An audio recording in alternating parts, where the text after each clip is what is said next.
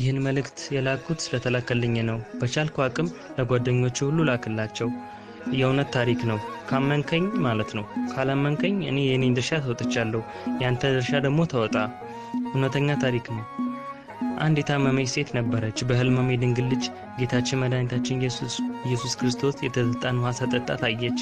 ጠዋት ከእንቅልፏ ስትነቃ ራሷን ተፈውሳ አገኘችው። ከጎኗም ኢየሱስ ክርስቶስ ሕያው ነው፣ እውነተኛም አምላክ ነው የሚል ፍጹም ጽሑፍ ማስታወሻ አየች። ከዛም በፍጥነት ተነስታ ያየችውንና የሆነላትን ላገኘችው ሁሉ አወራች። አንድ ፖሊስ ኦፊሰርም ሰምቶ ለ13 ሰዎችና ጓደኞቹ ላከላቸው።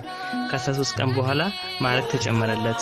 አንድ ሌላ ሰውም ይህንን ቴክስት ደረሰው፣ እሱም አጠፋው። እሱም በ13ኛው ቀን ከሰረ። እባክህ ይህንን መልእክት ለ13 ሰዎችና ከዚያ በላይ ለሆኑ ለምታውቋቸው ሰዎች ላክ እና እመነኝ፣ የሆነ ነገር ለህይወት ይከሰታል። ይቅርታ ስለረበሽኩ፣ እኔ አምላክ ነኝ። ለአንተ ጊዜ አለኝ፣ ልባርክሻለሁ። እባክህ ከህይወት 30 ደቂቃ ብቻ ስጠኝ።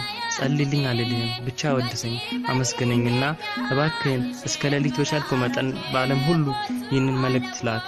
ይህን መልእክት አታጥፈው። በሚያስፈልግ ሁሉ ልረዳሻለሁ እና በረከት ሁሉ በእጅ ነው።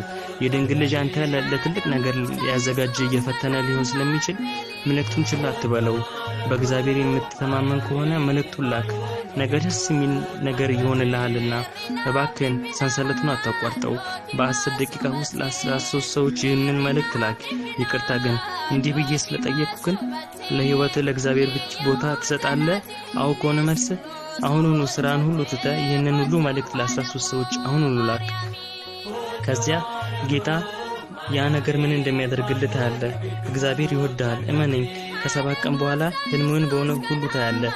ግን ይህንን መልእክት ችላ ካልከው በራስ ቀን ለመጓዝ ለ7 ዓመት ድካም ብቻ ታተርፋለህ።